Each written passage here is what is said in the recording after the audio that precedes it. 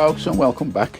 You joined me in the garden greenhouse this morning, and I've just been potting up some onions, done 30 tough ball and 15 vento.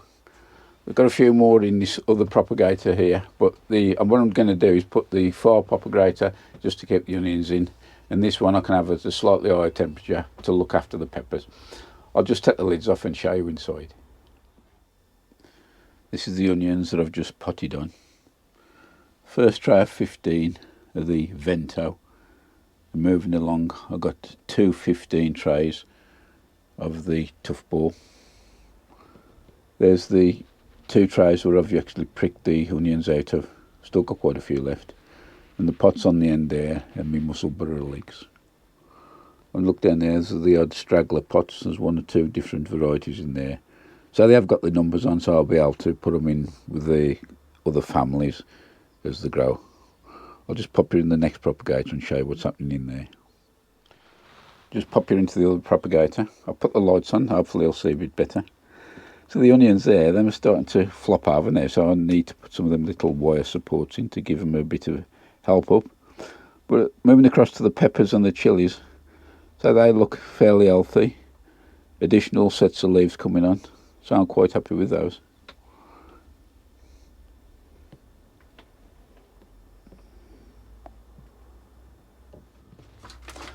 So that's the state of play as it stands at the moment. Seeing your plants every day, you don't see them actually growing. Everything looks as though it's standing still.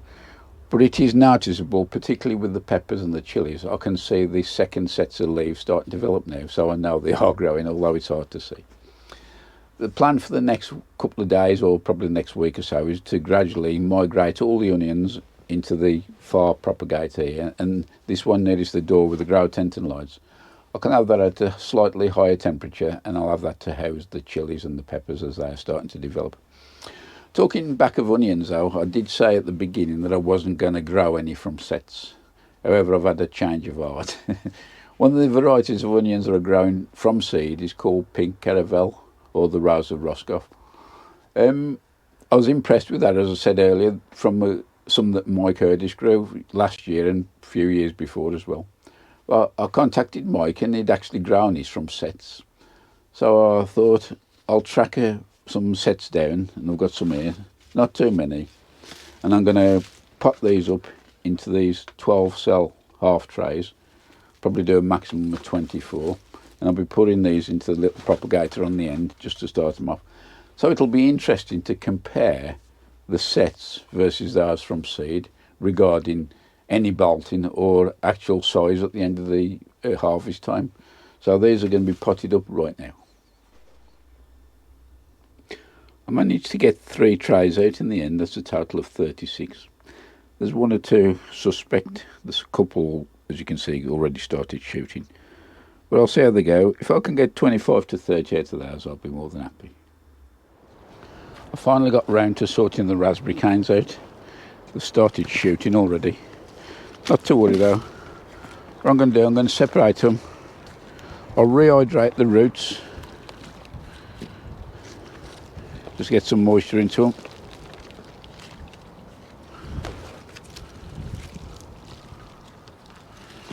While we do that, I'll go and sort some containers. So we don't commit the same sin again and drown the purse holes.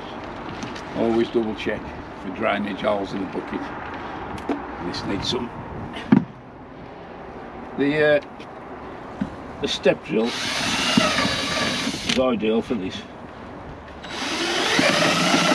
If you get nice and slow, it doesn't split the bucket. And it drills them in stages.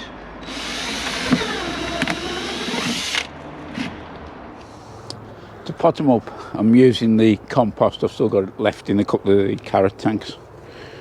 So I'll put a bit in the bottom already. Get them roughly central.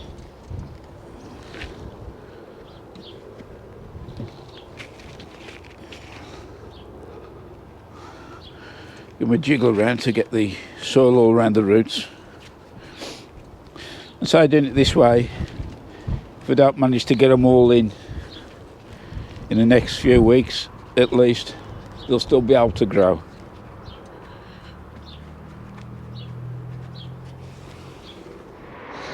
I've been having a bit of a little clear out in the coal frame. You notice along the back I've put the 12 containers of the raspberries. They're going to be in there for a while. Hopefully a bit of shelter will help them develop the roots a bit quicker. If you notice along the front here, these are my strawberries. These are the cuttings that I took late last year. They've done very well, survived the winter. And I'm going to be going back into this bed here. Not before I've lifted the cover though, and put some manure underneath and dug it in.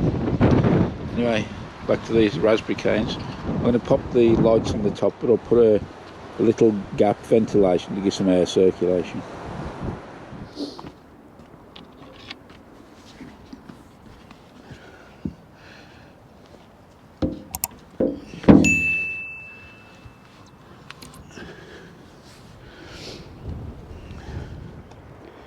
Here in the West Midlands, the Met Office has issued a severe storm warning with extremely high winds, and we saw the start of it already last night. You can see we've got a piece of glass missing out of there.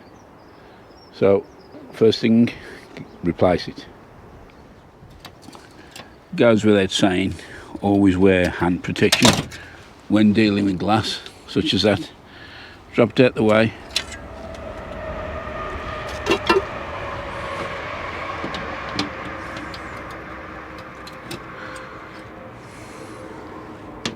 Quite a lot of people still choose not to use gloves. I must admit in the past I've done it.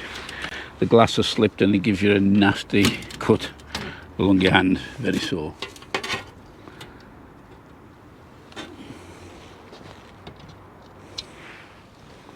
Do make sure you replace the glazing clips as well, because these stop the glass from actually slipping down.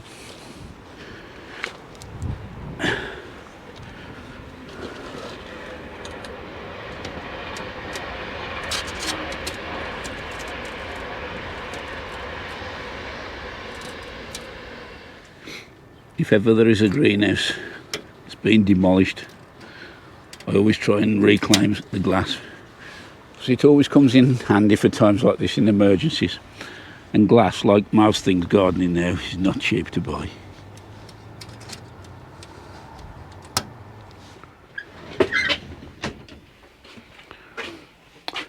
Well, that's that done. So the glass does need cleaning, the old greenhouse does. But I'll do that just as I'm starting to restock it again. If you've got a greenhouse where you've got a couple of panes missing and there is strong winds forecast, it's a consideration to also leave your door open so that when the wind does come in, it's got somewhere to escape. That's what causes the problems when you get one pane go. The wind comes in and just comes like a turbulence inside and then pushes all the glass out from the inside. So if you have got a couple of panes out, consider leaving the door open. Another thing that I'll probably doing, probably later when the sun's gone down, is to pop a little zip tie over the top of here. This is an auto vent, and the wind will actually lift the pane up. If it does tend to come this way, strong direction. So I'll probably put that on, but you must remember to remove it in the morning when the wind's died down, because as soon as the sun comes up, this will start expanding and it'll be forcing against the strap. So that's another thing. There's one other thing I want to show you what I do to the door.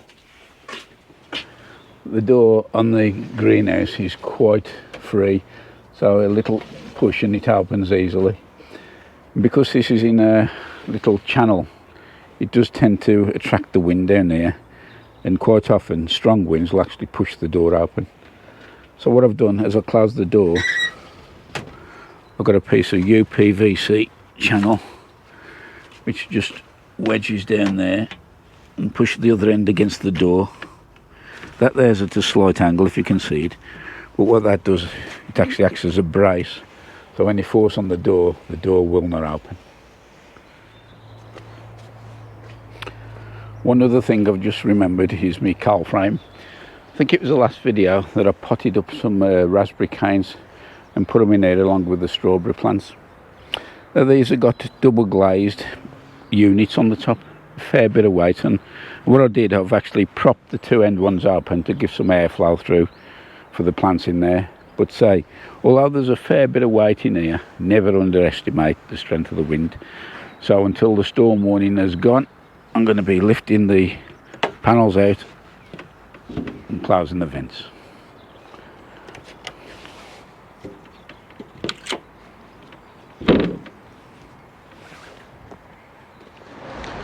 During the process of battening down the hatches, I was looking at these, and these Savoy cabbages, they've not done too good, but I'll probably get at least one meal out of them. But it was when I looked across that I had the big surprise. And there to greet me was a cauliflower, and next door to it was another one, and next door to that's another one. But it got even better. Around the other side there was another 4. So there's no size to them really, but I'm going to let these hang on and see if they do put any size on. But considering leaves us left with no expectation at all, that's a huge bonus for me. There's one other thing that needs roping down, and that's the Vegepod cover. And for that I tend to use this little bungee cord.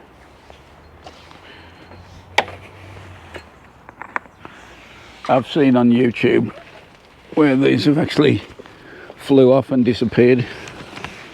So just hook that right over the centre and make sure the cord is on the crossbar at the top, and that there's going nowhere.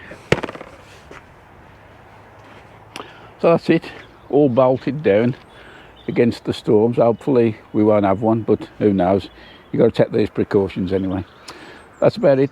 The greenhouse is filling up at a rapid rate, and I've still got lots more sowing and potting on. So until next time, see ya, all the best, and bye for now.